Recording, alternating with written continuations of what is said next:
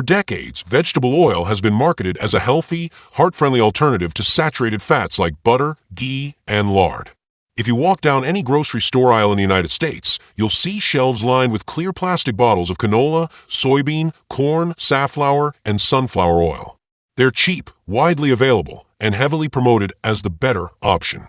But behind the shiny labels and health claims lies a disturbing truth. Vegetable oil may be silently contributing to the rise in chronic disease, obesity, heart issues, and even mental health disorders.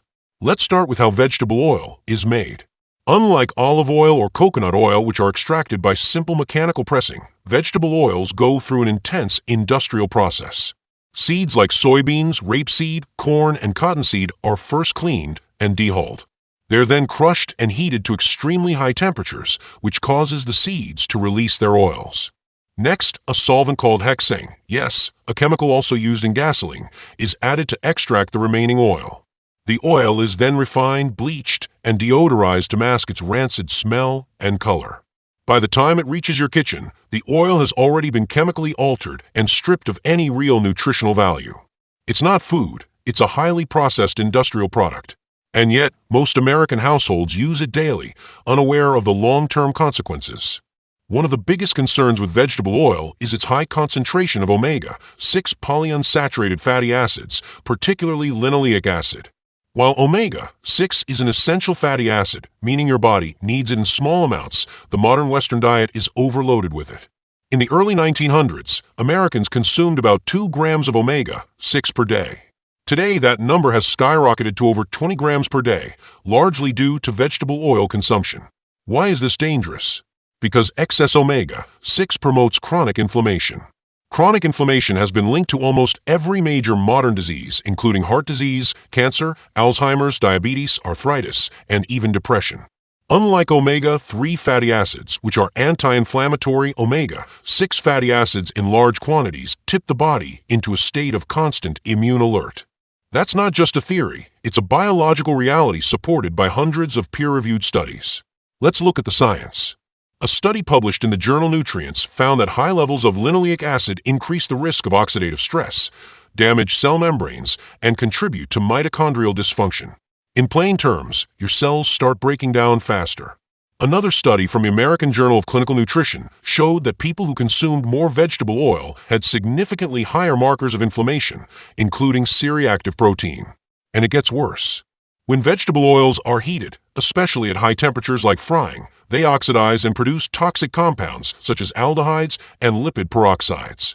These compounds are extremely harmful and have been linked to cancer, neurodegenerative diseases, and accelerated aging. In fact, some aldehydes found in reheated oils are the same compounds found in cigarette smoke. Think about how many times restaurants reuse frying oil. That oil gets heated and reheated, often multiple times a day, leading to the formation of more and more toxic compounds. Every time you eat fried food at a restaurant, be it French fries, fried chicken, or onion rings, you're likely ingesting a cocktail of dangerous byproducts. But the dangers don't stop at inflammation and oxidation. Research now shows that vegetable oil consumption affects your metabolism and may directly contribute to weight gain, fatty liver, and insulin resistance. In one mouse study conducted by the University of California, researchers found that mice fed soybean oil gained significantly more weight and developed more insulin resistance compared to those fed coconut oil. The surprising part? These changes occurred even when calorie intake was controlled. That means it's not just about how much you eat, but what kind of fat you're eating. The type of fat you consume can literally reprogram your metabolism, making you more likely to gain weight and less likely to burn fat. Your brain also suffers. The human brain is made up of nearly 60% fat, and the types of fats you eat directly influence how your brain functions. High intake of omega-6 rich vegetable oils has been associated with mood disorders, cognitive decline, and neuroinflammation. Several studies link excessive consumption of linoleic acid to anxiety, depression, and even Alzheimer's disease. Now, let's talk about heart health, the very reason vegetable oils became popular in the first place. Back in the 1950s, a scientist named Ansel Keys promoted the idea that saturated fat and cholesterol were the main causes of heart disease. His work led to a nationwide campaign against butter, eggs, and animal fat, and opened the door for seed oils to be marketed as healthy. But newer, more rigorous research has exposed the flaws in that theory.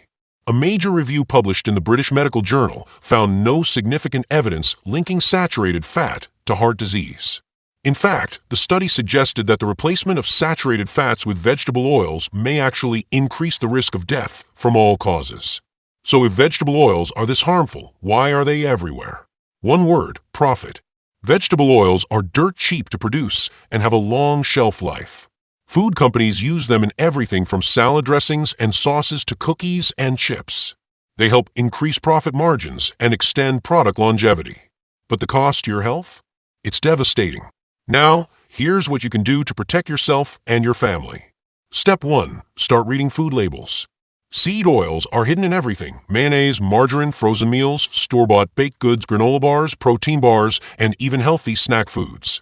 Look for ingredients like soybean oil, canola oil, corn oil, cottonseed oil, and sunflower or safflower oil. Step 2. Replace these oils with healthier fats. Use extra virgin olive oil for cold dishes like salads or for low-heat cooking. Avocado oil is another excellent option for medium to high-heat cooking.